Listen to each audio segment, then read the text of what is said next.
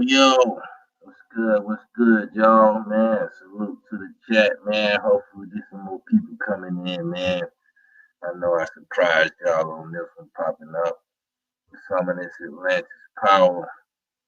I give it that because we pretty much know it's Atlantis now, y'all. You know what I'm saying? Salute, man. Chief Savvy, Indigenous, Cuzzo, Mr. Dark Fly Brother. You already know, man. One of the major hitters.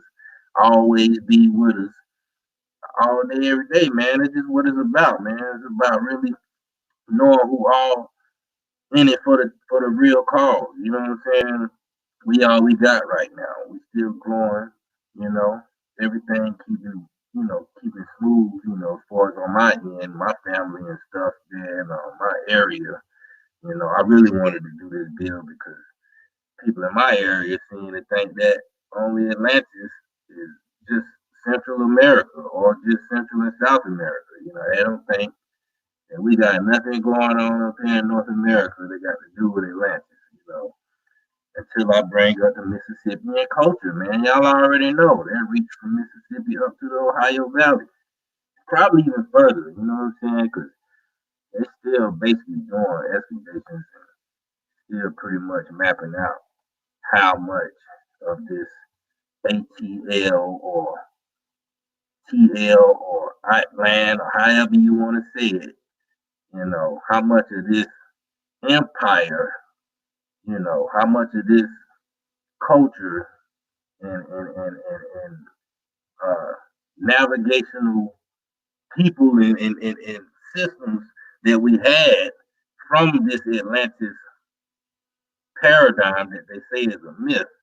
It just goes to show you it just goes far, man. It's way bigger and it's relevant right now because all the excavators is in America right now, pretty much.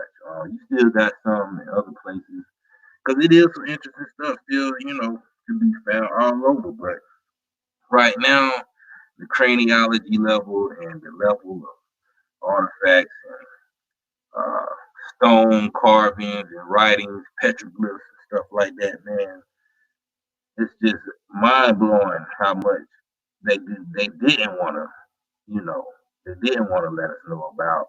And then to now that we got scientists, archaeologists, and people, man, going into these things, man, they got, certain colleges is getting more into the American history and findings. So we all we got right now, man. We got to keep it growing and keep this thing progressing, man. I'm gonna get into the Atlantis a little bit, pick up where we left off. But I'm gonna mainly get into the Mississippian culture, man. The Mississippian culture pretty much is, one of the biggest influences in North America as far as what they want to call Mississippian. Um, just from the river alone, because the river does host many mouths, even though how they explain the river, you'll never really know if you're actually on the Mississippi until you realize, you're there. But they say it's so big that, it's been, like you said, it's been described as a sea. So who knows? I mean, honestly, I have never been to the Mississippi River. I may have crossed traveling or whatever, but I might have not just known. I might have not known. A lot of these rivers that we have in the South, what they call the Sherrod or the PD, Catawba River and all that. Supposedly, from what I'm seeing, these rivers flow off of the Mississippi. So, like I say, these are just ancient highways, pretty much. And we don't get into that. We'll get into the encyclopedia on it about that a little bit as well, man. One thing I did want to mention for everybody to check out, I don't know if anybody have time to, but it's on YouTube also. It's on YouTube also. If you check out, if you type in the woman who had children that did not match her DNA, and if you type that in, it'll take you right to it. And you'll see it say something about her. Supposedly, she had a twin inside of her. I actually caught it because I was watching Netflix. I was watching, the world's most weirdest places and beyond, or something like that. It was called something like that. I'm gonna get the actual title. I'm gonna try to before I leave, but I know it was the world's weirdest places and beyond, something like that. I know it was season 1, and I know it was episode 6. But like in the middle of that episode, basically they showed the woman who they were saying that she had children, had 3 children basically, and they didn't, none of their DNA matched hers. So she had to go to like court and all this and that to pretty much, prove who she was, and if they were her children. And long story short, supposedly she got pregnant again and they actually watched her have the baby and, did a DNA test. And once again, the baby was found out not to be a match to her DNA. So what they did was they started explaining something about her being a twin. But really, first I take that back. First, they actually said that she was a chimera. A chimera, Chimera, a chimera. Now you look it up, it's gonna tell you something about a ancient mythology, something about a mythological monster or something like that. But in this documentary on Netflix, the dude who was narrating actually described a chimera as actually being a human being who is made by different animal species. So, once I heard that, I was kind of like, now, whoa, wait a minute. But it was like right after he said that, he was like, chimera people or something. He was saying something about, how the animal genes or something. But then he was trying to say something about the chimera gene as a twin, something about she was a twin. The gene took over the twin that she had, took over her body or whatever, and created them as one. And tried to say that her twin lived inside her, and that she was actually carrying her twin's ovaries.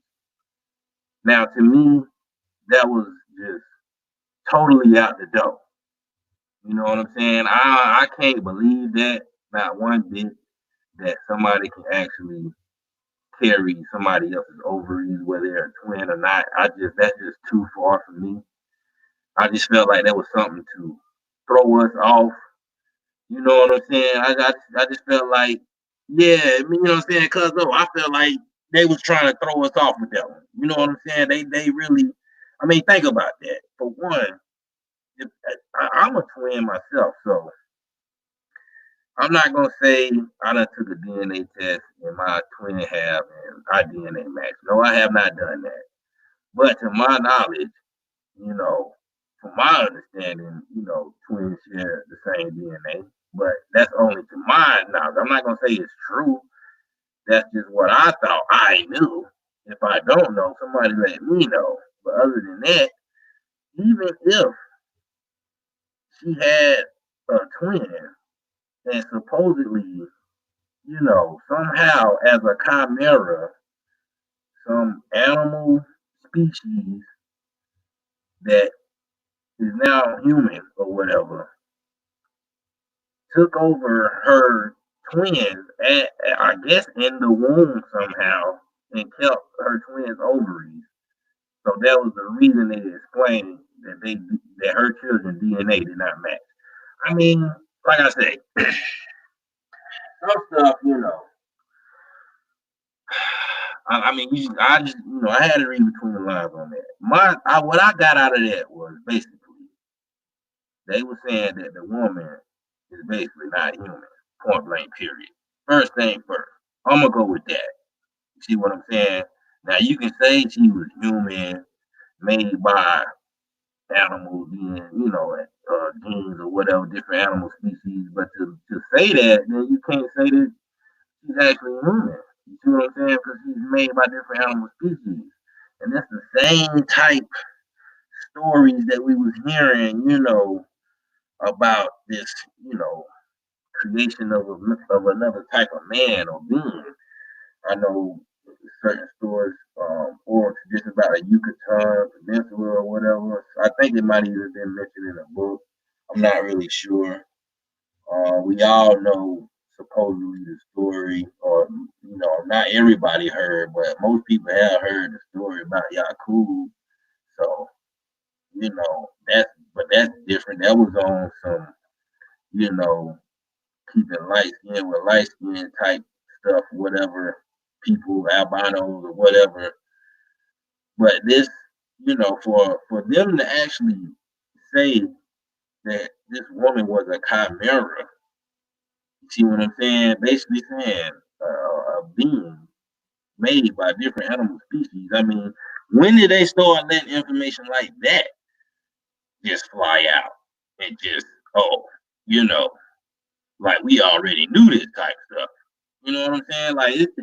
I mean, I don't know. That's just something, I thought people, a lot. I know we got some DNA analysis out there and people who really interested to see how DNA works. I think that's something to really look into if we gonna start really looking at DNA. You know what I'm saying?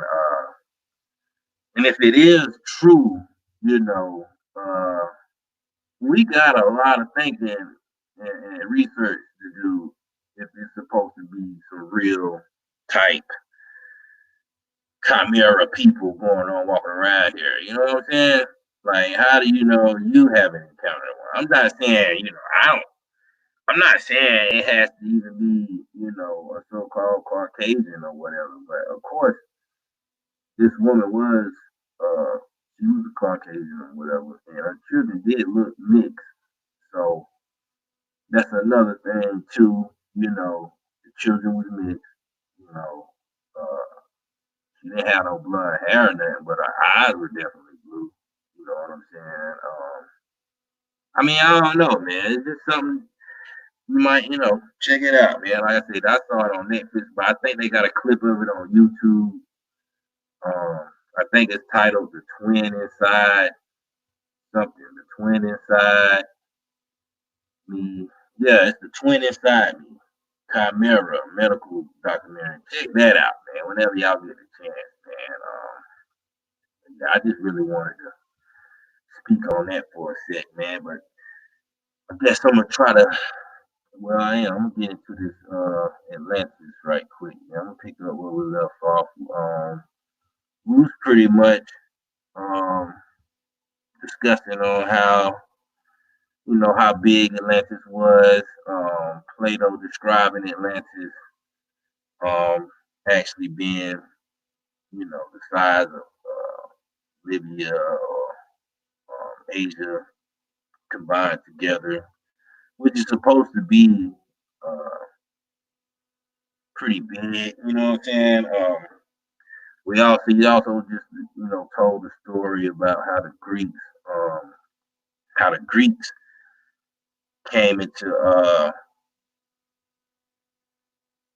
play about Atlantis from Plato.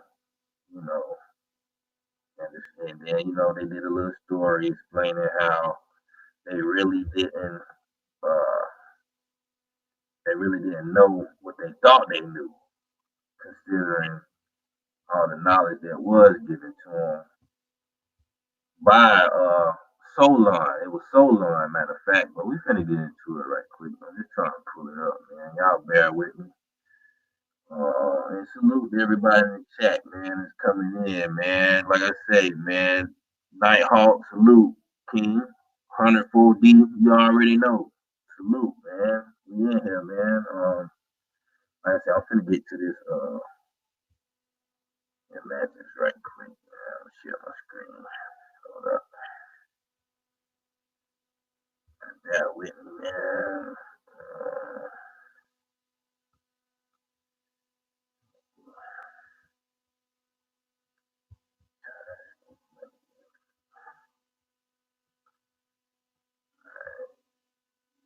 Alright, so hopefully y'all see the screen. This is the Atlantis in America by Ivor Zapp and George Erickson. So we're gonna start right here, basically where we left off.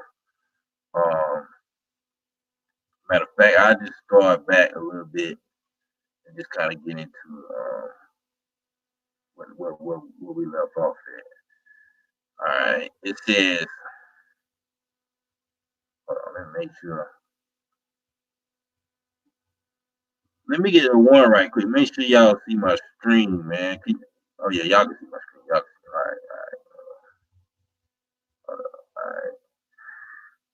All right. So here we go. It says, let me go back to this right quick. Okay, so this right here, we did look at. Like I say, yeah, we did. This was this is kind of like what they say was a hieroglyph. But it's more like a petroglyph to me because it's showing more of pictures than more of just words or whatever. But you can say hieroglyphs because hieroglyphs involve pictures too. But this is just a little bit more. I don't know. It's just a little more different to me. That what they found at the creek or whatever. But here we go. It says, yet that tiny island, only a few hundred miles off the coast of Greece, and well known to Greeks and Egyptians of the 6th and 4th century BC, has recently been posited as Atlantis.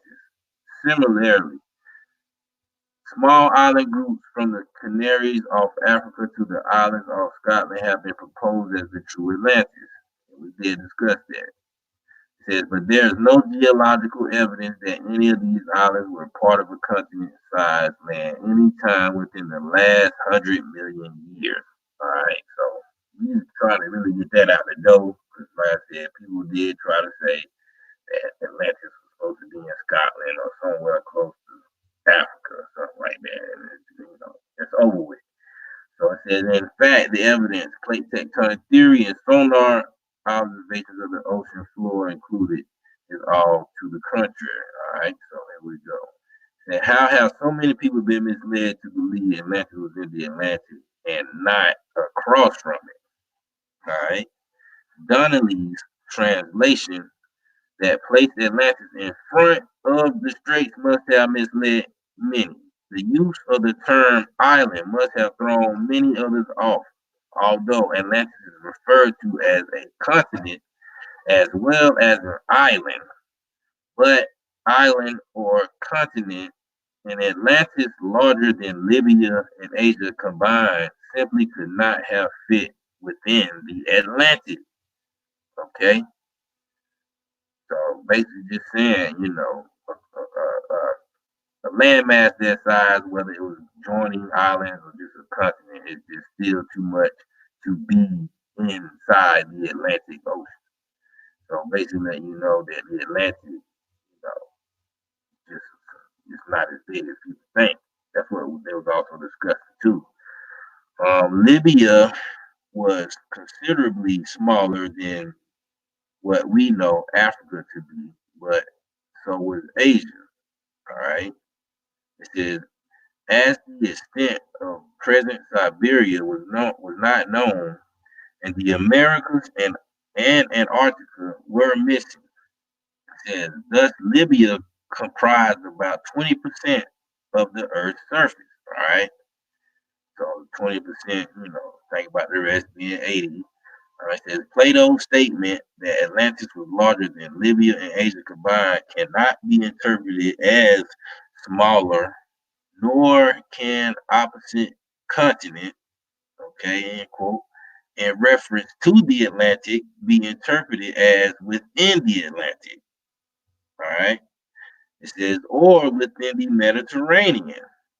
Okay, so basically just saying what they described, how big they was describing this land, it was just too big for them to try to fit it where they was fitting it.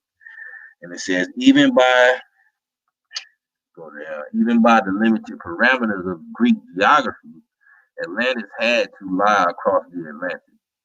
It said it could only have been the Americas. All right, Atlantis had to lie across the Atlantic, and it could only have been the Americas. All right. It says because Plato most often dwelt on the appearance of events in the mundane world as in opposition to the ideal, which to him represented a higher truth. His insistence on the fact of existence of Atlantis and of its location is doubly curious. It says it was unlike Plato to insist on geographical facts. For that reason alone, we should pay particular heed to his words, which he never used mischievously or lightly. It says Atlantis' size is clearly stated. Libya, but it says all Africa except Egypt. And that's just something I'm definitely trying to narrow down on myself. I'm really trying to put that together, like, okay, so what exactly was Egypt at that time? You know what I'm saying? I don't really understand what they call it Egypt if they say Africa, or Libya was Africa, and Egypt was supposed to be basically like a whole other piece or just another land. We're trying to narrow that down, but it says all of Africa except Egypt and Asia Minor combined comprise just under 13 million square miles.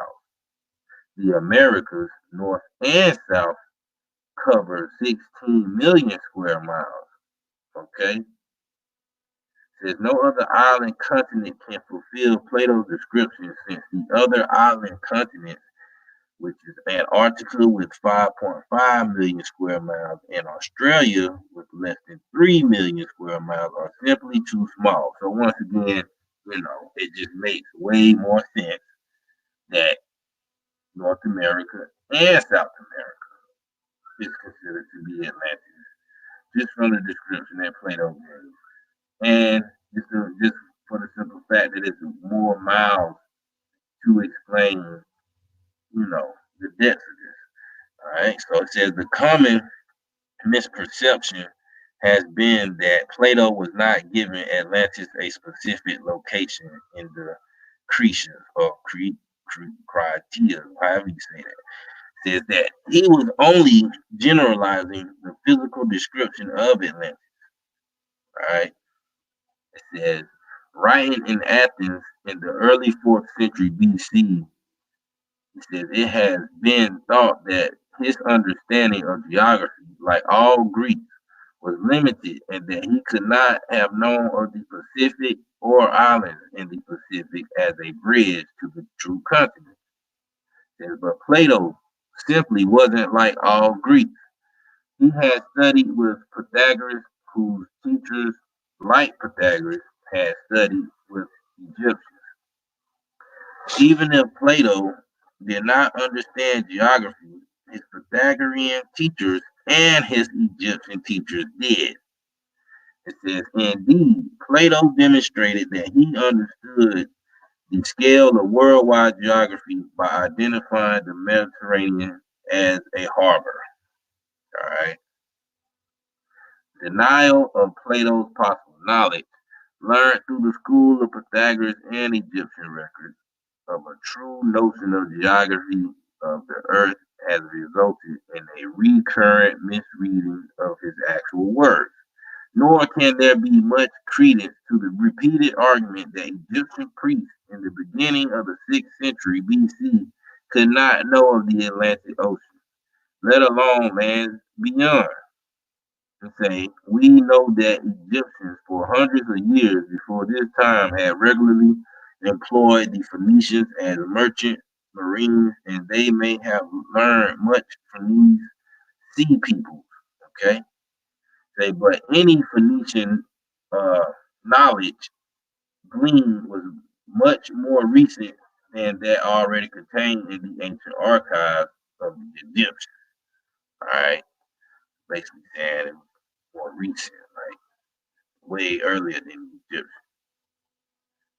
Not early, but later than the Egyptians. It says, in fact, the priests seem almost to be giving Solon perplexed because the events they described did not fit within the Greek reckoning of time, both a geography lesson and a history lesson when they told him. And that's what he said.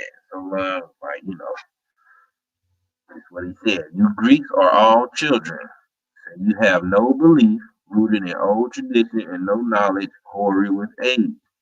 And the reason is this: there have been and will be many different calamities to destroy mankind.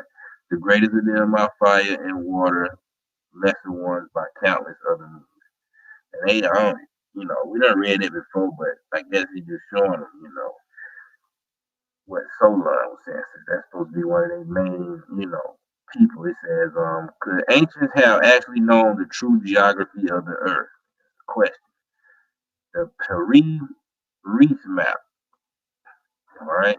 It says, presented by Charles Hapgood, and his maps of the ancient sea kings give us information on the maps of a Turkish admiral rediscovered in Istanbul in 1929.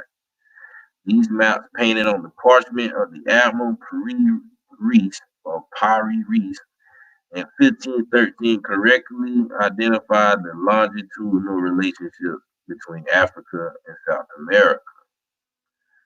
It says, describe South America's coastline in detail and describe almost without a flaw the coastline of Antarctica when it was free of ice. It says the Paris map was reportedly drawn after information presented in maps of classical antiquity, and its description of South America mirrored that of Ptolemy map of the world from the 2nd century AD. The map itself contains notations in Arabic. It says that it was based on Arab maps of the 4th century AD, and these maps were based on maps drawn by navigators in the days of Alexander, Lord of the Two Horns, who is known to us as Alexander the Great. All right, so he also call him Lord of the Two Horns.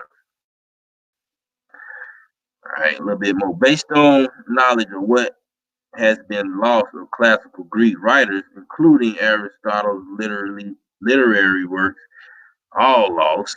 Plato's scientific and technical works, all lost. It says the works of the Greeks, tragedians or tragedians, Aeschylus or Euripides or Sophocles, or however you say all that stuff. It says all lost.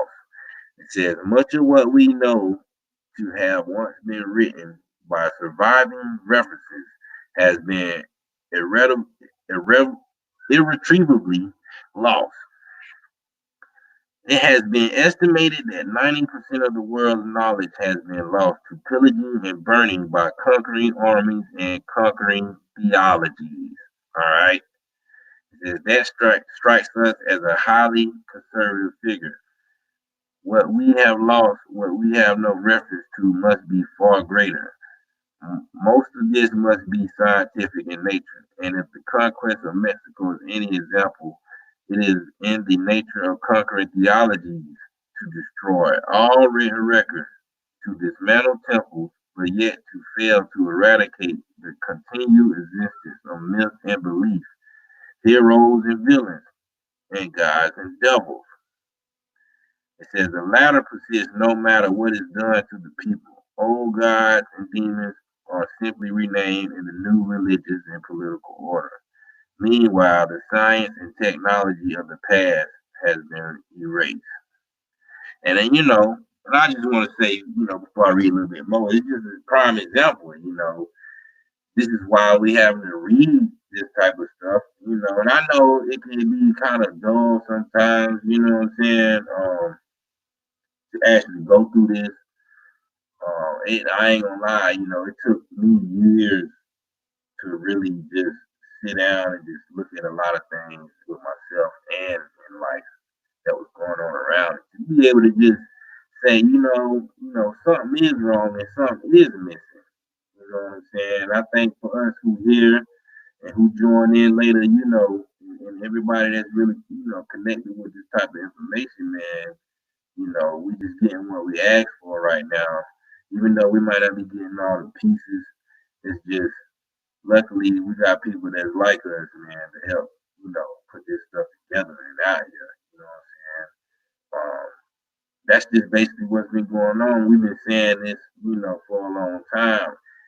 And it's just sad how people can still, ignore what's right in their face, and don't take heed to it. You know what I'm saying? Like, even though this information is growing and spreading, you still got people who, who still say, yeah, I know my people got, American ancestry in the family, but I want to be African. And that's just what's about. It's about what I want to be in life, and that's cool. But, you got to realize, when you're being hijacked of your true nature and your true self, if you allow any outside source to manipulate your mind or your character, then it's kind of like selling out in the first place, man. I know a lot of that was going on through time, period. So just imagine now, and then those type of people have children and stuff, and just keep doing the same thing over and over. And that's just where we at right now, man. It's sad to say. You know what I'm saying? Um, Here we go. Right, I'm gonna read a little bit more, and then I'm gonna jump into the Mississippi culture. But it says Arabs consider any science not contained in the Quran to be blasphemy, and its destruction an imperative. Medieval Christians considered any science. Let me scroll down. That's that map right there, though. We'll get back into that when I finish this right quick. It says any science not in their doctrines to be works of the devil. And we all hear that. Most of us Christians, uh, some of us is Islam.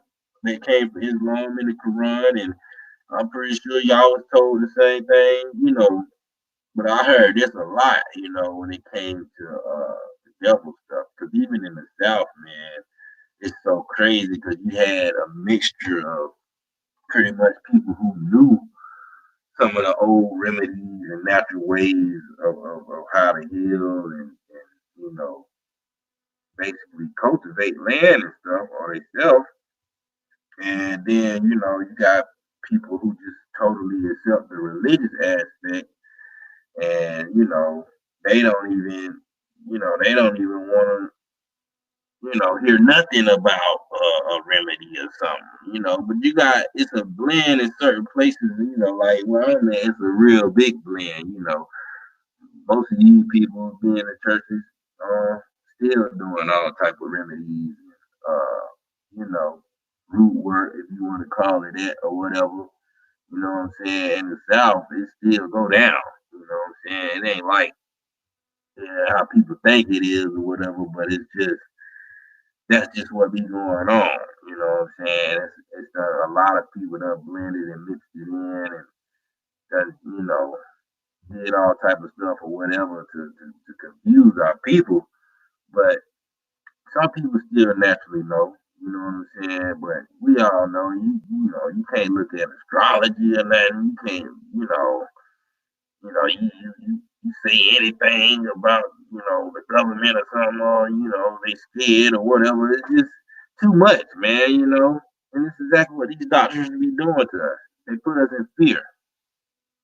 Chinese emperors, including the builder of the Great Wall, destroyed all past knowledge because it posed a threat to their stature and power as an imposition of God's will on earth.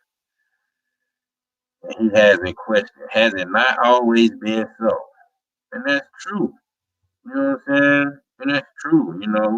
It just goes to show you what type of society or whatever type group of people or whatever has just basically came in power. You know what I'm saying? It's people who want their own power. It ain't people who want power for the people. People who want their own power to control your mind and control your will. But if they can't control your will, then at least they can control the will of somebody else around you to make it harder for you. And that's what we going through. That's why we have to listen to people pop up in chats and while we having good deals or whatever, or hey, sometimes it may take a debate. Shout out to LTV.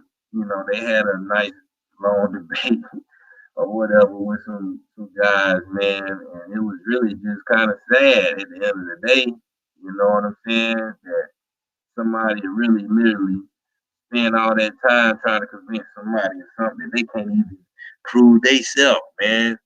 And this is where we at right now.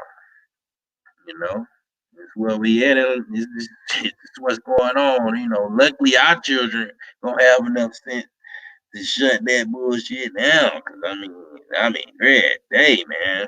That was pretty sad for somebody to literally, I think Kyle had to rock the buddy to sleep, man. He had to put the buddy to bed, you know. So shout out to Kyle, man. AP, A1, you know what I'm saying? Y'all held it down, man. AP literally just punished them with one book anyway. But y'all know how it is, man. Everybody want their little piece of the pie. They think they have the answers or whatever, and they really don't. Let me keep reading this just for a little bit. I ain't trying to be too long. It says, but if the mathematics and technology of invaded and defeated civilizations has been systematically destroyed, a large question remains. Are there any exceptions? It says, where did the information contained in the Peru Reach map come from?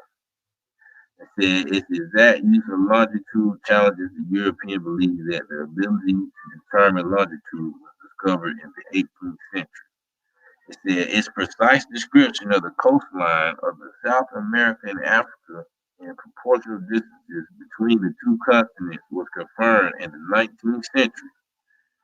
And it says the map is known to have been in continuous circulation since 1520 and is reported to have been seized by the Turks from a navigator who sailed with Columbus.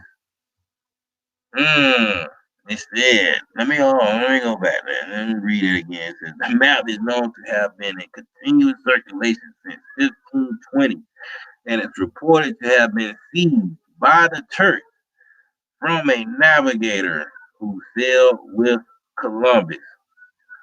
Yet its description of the coastline of Antarctica was long held in disbelief.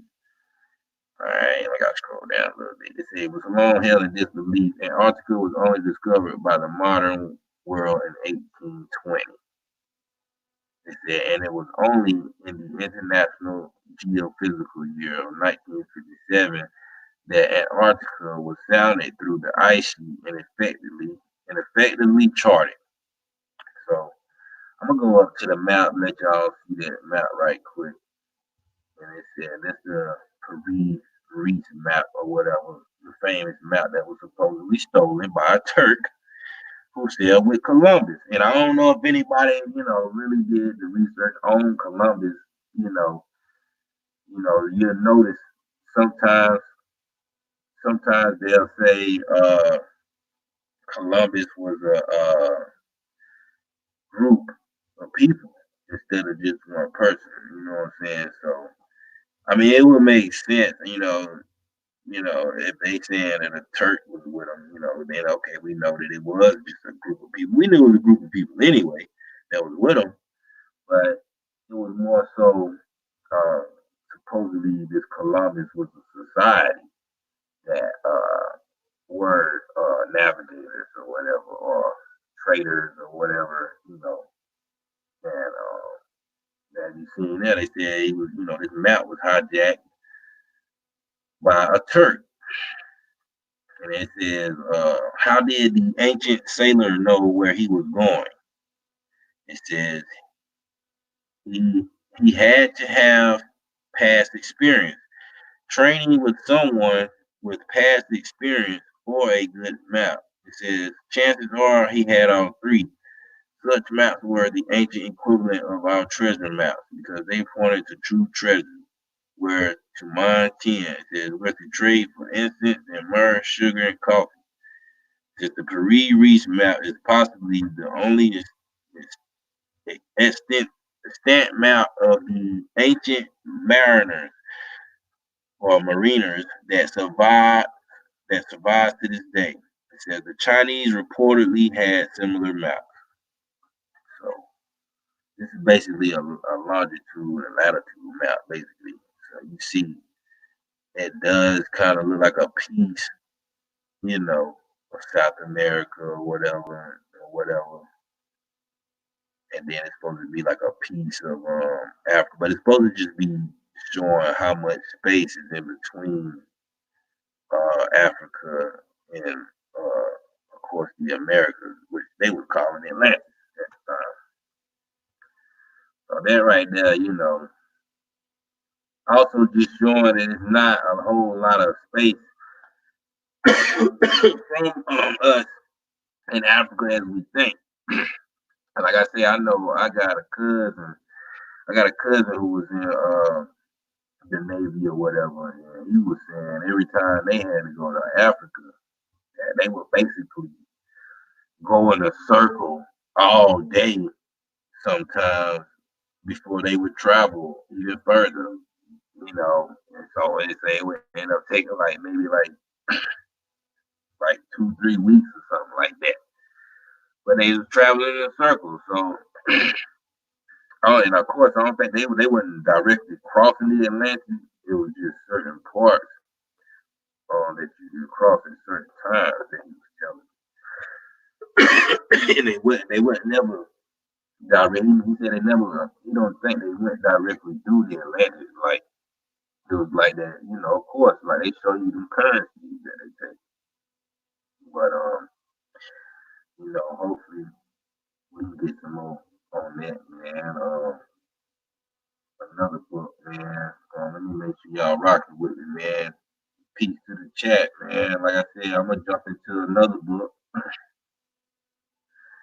Just touch on Mississippi a little bit, man, because this is actually the book Atlantis, the Antediluvian World. And this is, back in 1882 or whatever. And I just went on down, went to this is the colonies of Atlantis. And basically, the colonies of Atlantis went from basically Mississippi Valley, which they consider to be from Ohio down to the Mississippi, going into Central and South America. Not only that, but in the Iberian, they considered a colony in Egypt and a colony in Africa. Like I say, for some reason, back then, you know, Egypt was not, I guess, considered part of Africa. So we really trying to see where this Egypt is really at that they talking about. Since it's not part of Africa. Other than that, um, I think it even went to. I can scroll back up and see, but I just didn't want to lose my space. You know, my place right there on this page. But I can go back up and show the rest of the so-called Atlantis colonies according to, you know, this book, Atlantis in the Antediluvian World. Let me see if the author will pop up. Right? If not, I'm going to go ahead and read. I'll let y'all know the author in a little bit. But it says here, the colonies of the Mississippi Valley, man. So bear with me. I ain't gonna try to make it too long. I'm just gonna try to get through this just to let some people know. It says, if we will suppose a civilized maritime people to have planted colonies in the remote past along the headlands and shores of the Gulf of Mexico, spreading thence in time to the tablelands of Mexico and to the plains and mountains of New Mexico and Colorado. They said, what would be more natural than that these adventurous navigators passing around the shores of the Gulf should, it said, sooner or later discover the mouth of the Mississippi River? And what more certain than they would enter it, it says, explore it. It says, and plant colonies along its shores. Wherever they found a fertile soil and a salubrious climate. All right. It says their outlying provinces would penetrate even into regions where the severity of the climate would prevent great density of population or development of civilization. It says the results we have presupposed and precisely those which we find to have existed at one time in the Mississippi Valley. All right. The mound builders of the United States were preeminently a river people. All right. You know, just discussing the rivers, man. You know what I'm saying? I know my family is by the rivers anyway. Their densest settlements and greatest works were near the Mississippi and its tributaries. And this was said by Foster, Prehistoric Races. That's on page 110. And it says that the navigable streams were the great highways of the mound builders, all right? Talking about the streams and rivers, it says Mr. Fontaine claims and how the world was peopled. It says that this ancient people constructed levees, all right? So we know about the levees. You know, we know that supposedly in New Orleans they blew up the levees. So was those ancient levees that was always there? You feel me? Because we already was, been here long enough to know how that water flows. So if we done built levees to keep the water from overflowing, then obviously we knew what we was doing. But supposedly, during the flood, they said that the levees blew up. It wasn't just the Hurricane Katrina. They said they blew the levees up. Let's not forget that. But either way, it says people constructed levees to control and utilize the bayous of the Mississippi for the purpose of agriculture and commerce. The Yazoo River is called Yazoo Okina or Yazoo Okina, the river of ancient ruins, right? It says there is no evidence that they had reached the Atlantic coast. No authentic remains of the mound builders are found in the New England states, nor even in the state of New York. All right, that's in North Americans of Antiquity. That's on page 28. So they giving like little sources, in this book. Cause this book pretty old. Said this would indicate that the civilization of this people advanced up the Mississippi River and spread out over its tributaries. but did not cross the Allegheny Mountains. They reached, however, far up the Missouri and Yellowstone rivers, and thence into Oregon. The headwaters of the Missouri became one of their great centers of population. Right, and, Missouri is a unique place. A lot of you get some very special things in Missouri. Some very special people in Missouri also. Um, I've been told you go to Missouri and you find some of the most beautiful women there. So, I'm just saying what's been told to me. It said the headwaters of Missouri became one of their great centers of population. It says, but their chief sites were upon the Mississippi and Ohio rivers. It says, in Wisconsin, we find the northern central limit of their work. That they seem to have occupied the southern counties of the state and the western shores of Lake Michigan. All right, read a little bit more. It says their circular mounds are found in Minnesota and Iowa. All right, so that's where the circular mound is, and some very large ones in Dakota. It says Illinois and Indiana were densely populated by them. It is believed that the vital center of their colonies was near the junction of the Ohio and Mississippi rivers. It says the chief characteristic of the mound builders was that from which they derived their name. It says the creation of great structures of earth or stone, not unlike the pyramids of Mexico and Egypt. All right, it says not unlike the pyramids of Mexico and Egypt. All right, it says between Alton and East Street, It says between Alton and East St. Louis is the great mound of Cahokia. All right, we know about Cahokia, you know what I'm saying, which may be selected as a type of their work. It said it rises 97 feet high, while its square sides are 700 and 500 feet respectively. It said there was a terrace on the south side, 160 by 300 feet, said reached by a graded way. The summit of the pyramid is flattened, according affording a platform 200 by 450 feet. It said it will thus be seen that the area covered by the mound of Cahokia is about as large as that of the greatest pyramid of Egypt, Cheops, although its height is much less. And of course, it's a mound,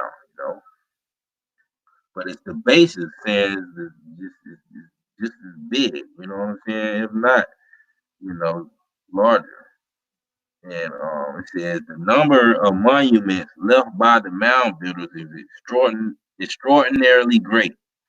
In Ohio alone, there are more than 10,000 tumuli, and from 1,000 to 1,500 enclosures. All right, so it's different types.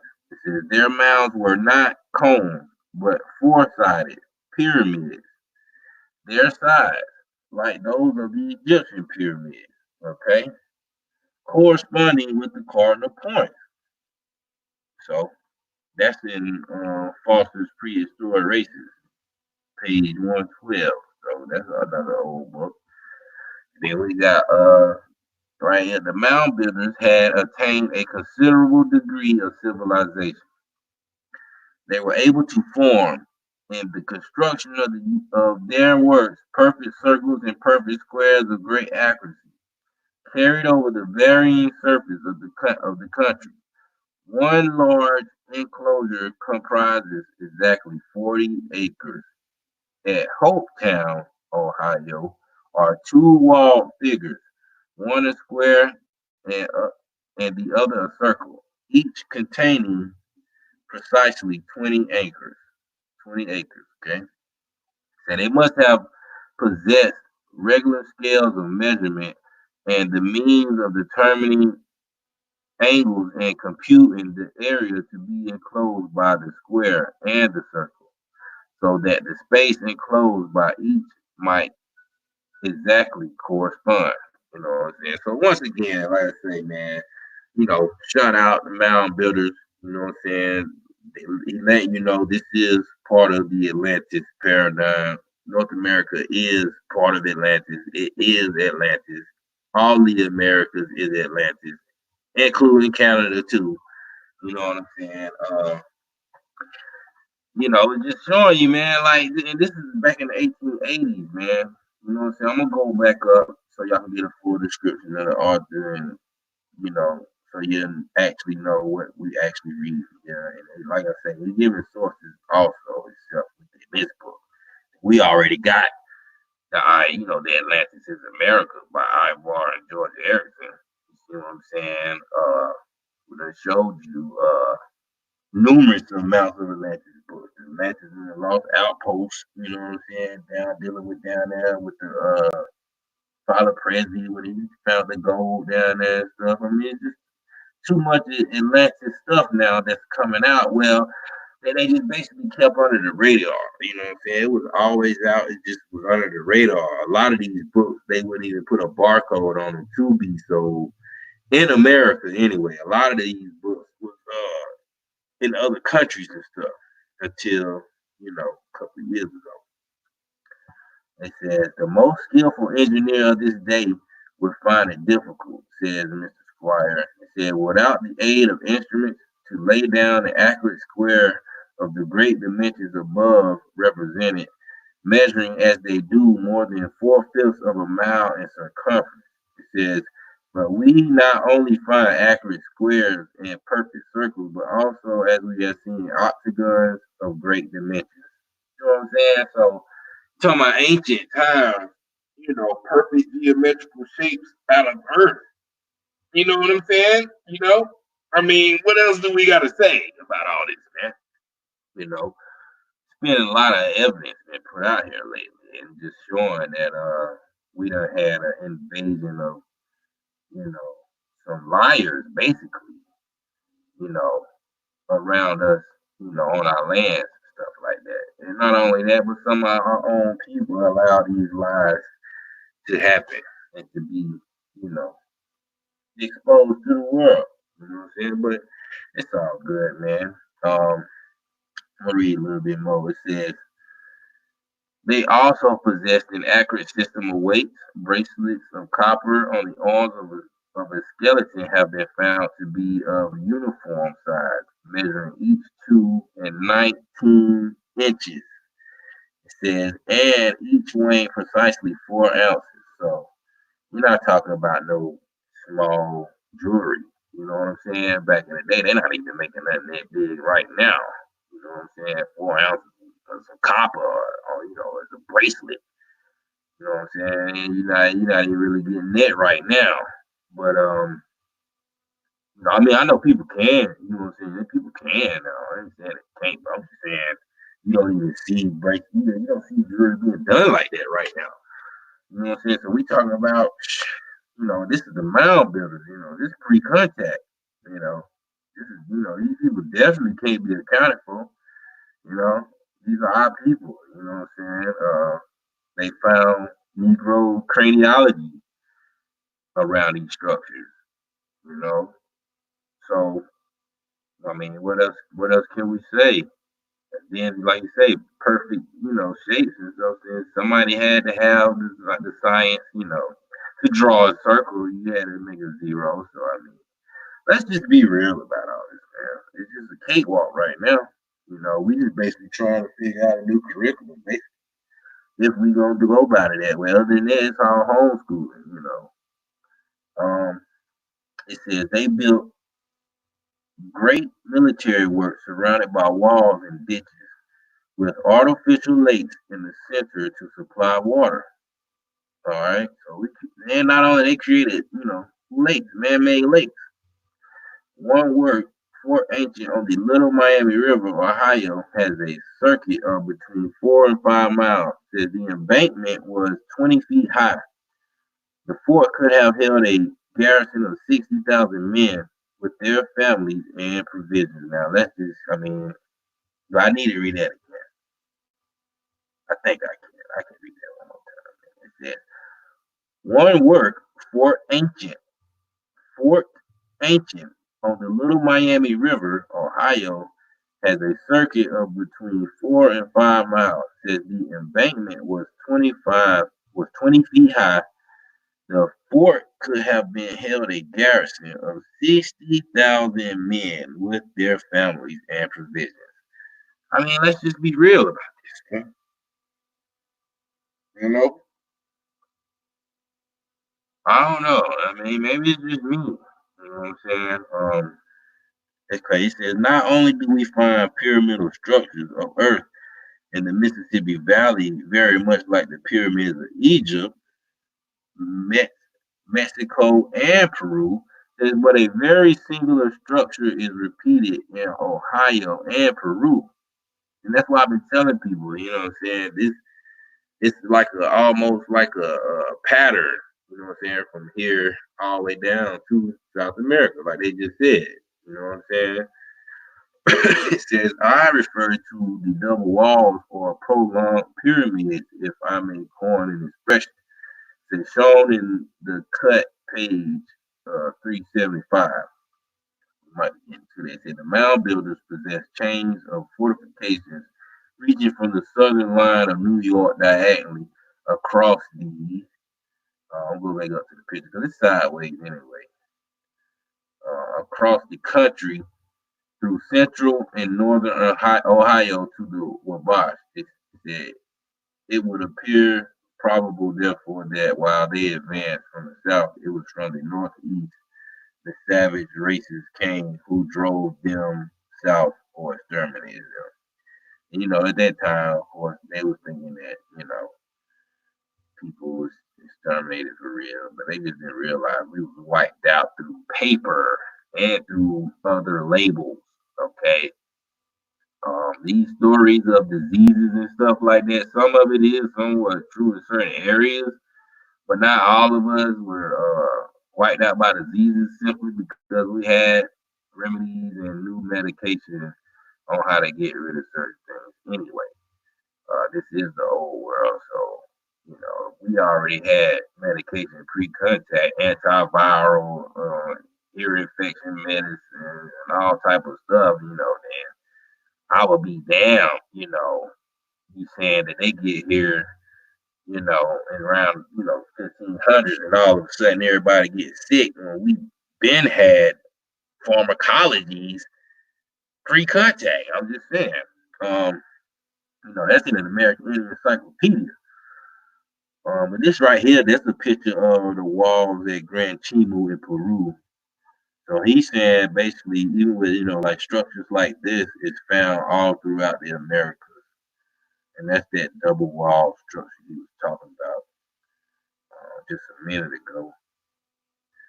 And then I'm gonna go back up and see this picture right here. It's sideways, so you can't really see it. You kind of have to turn your head a little bit. I know, my bad. It's in the book like that.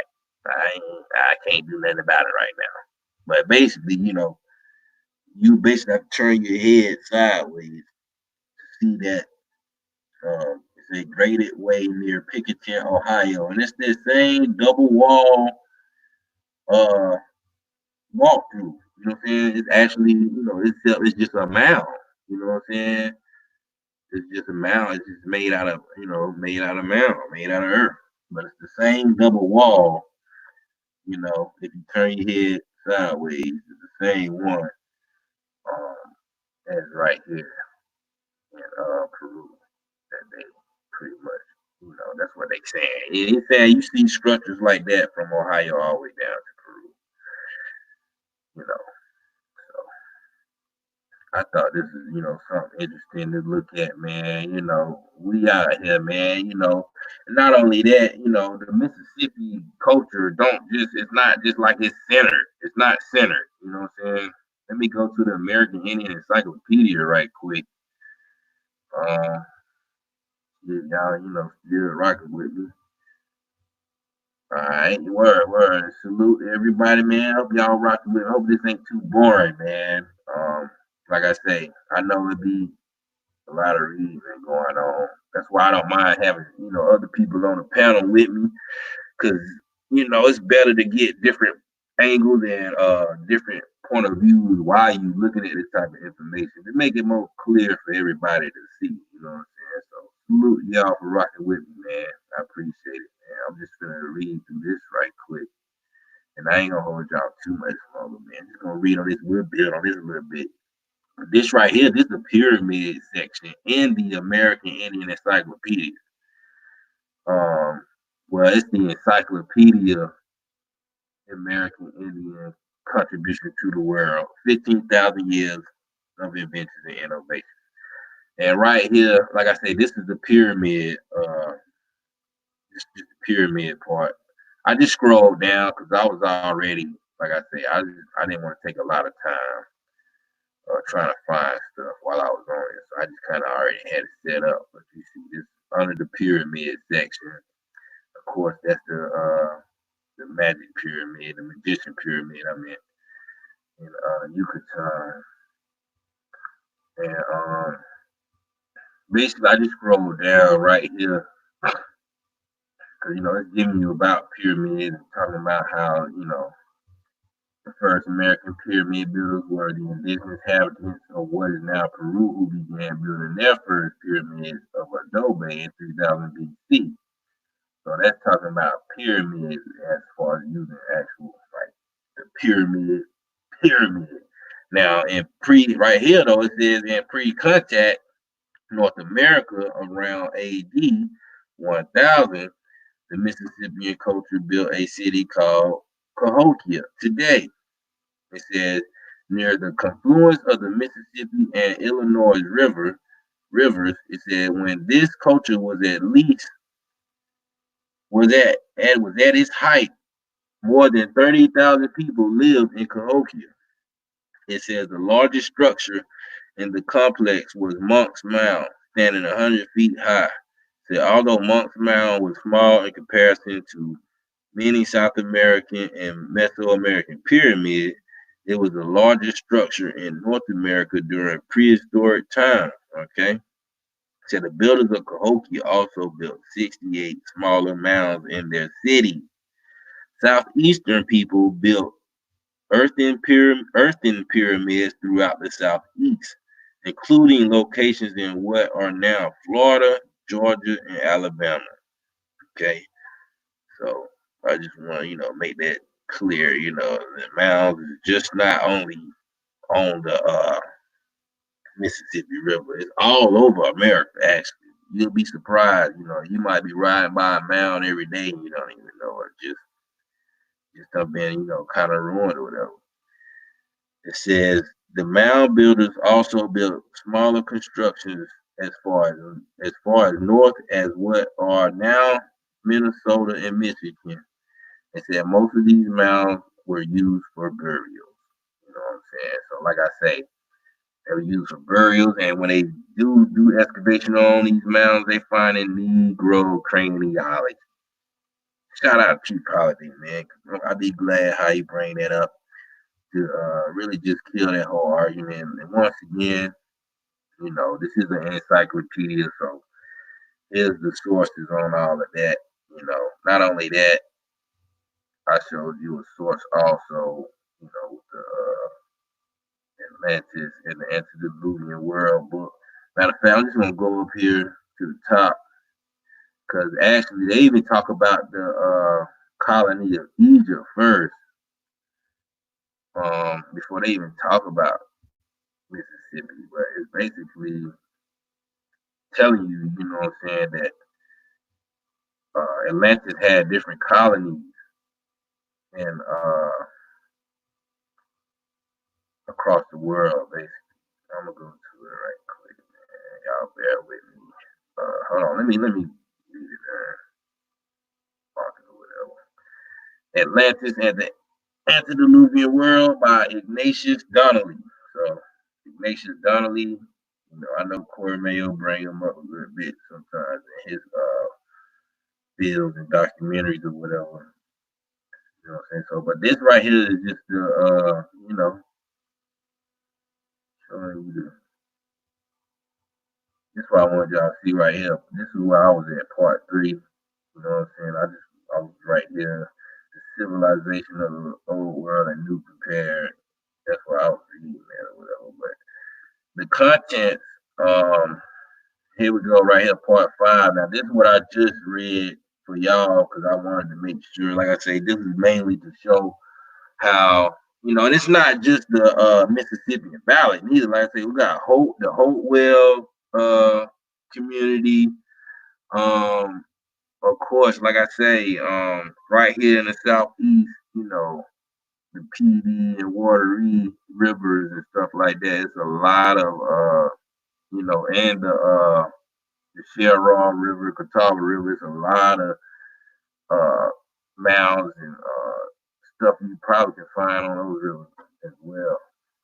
But you see right here, say the colonies of Atlantis, and you see it's got the Central American and Mexican colonies, and the Egyptian colonies, and then the colonies of the Mississippi Valley. That's what I just read. So also the Iberian colonies. You got the Peruvian colonies. You know what I'm saying? So they saying this is the colonies of Atlantis. So it's not about, we already know that the American Empire did spread. This is throughout history. The American Empire spread into other countries and, other nations or whatever. I just wanted to show that just to prove that's what we got with that.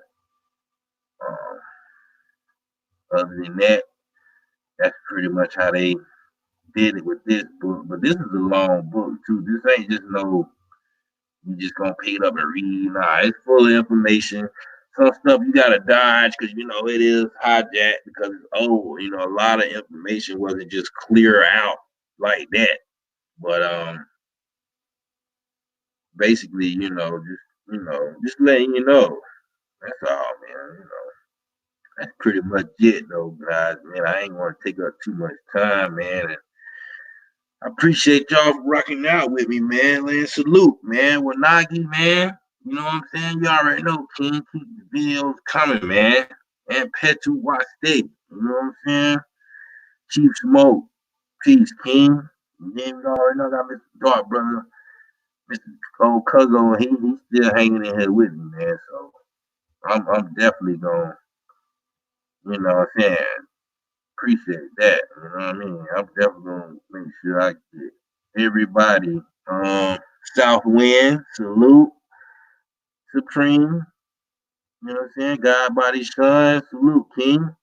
You know what I'm saying? I know we ain't have too many. Shout to High Up L. What's up, Don? What up, man? That's a good brother right there, man. Real brother about peace and really coming with solutions, man. Indigenous Queen 09, salute. Supreme Scotty Saturn. What's happening, bro? Man, Dario Quintez in him. Peace, King. And if I missed anybody while they was out, man, Captain America, what's up, bro? How you doing, King? Hanging in there too, man. We in here, man. The Ohio player, Pegs, what's up, bro? Been alright, cuzzo. I already know, man. Y'all know how we do, man. Just been kicking it, man. I just really wanted to get that out. There's the people in my area that just they want like, man, what's been going on in North America? And like I said, that's just a snippet, man. I'm gonna get back into it so we can really, get into the bill, man. There's a lot more going on with the excavations, with these colleges and stuff like that too, man. So I'm gonna try to get some updates on that, man. Other than that, man, I gotta get ready to pick up my little ones anyway, so I ain't gonna hold y'all up too long, man. And I appreciate y'all rocking with me, man. If you haven't subscribed, hit the like button, you know what I'm saying? Do that for me. If you would, share the video, to your family. This is kind of clean, kind of smooth, so hopefully it's kind of, right to the point for them to see. I had a lot more I did want to show, but I got to get ready to go. I ain't gonna lie. I'll probably try to jump back in, though, later on. And I'll probably have some more brothers with me, whatever they have time, just to get some more enlightenment on this, man. But I appreciate y'all, man. Much respect, much love, strength and progression to all y'all, man. Straight up, man. I mean that. But peace.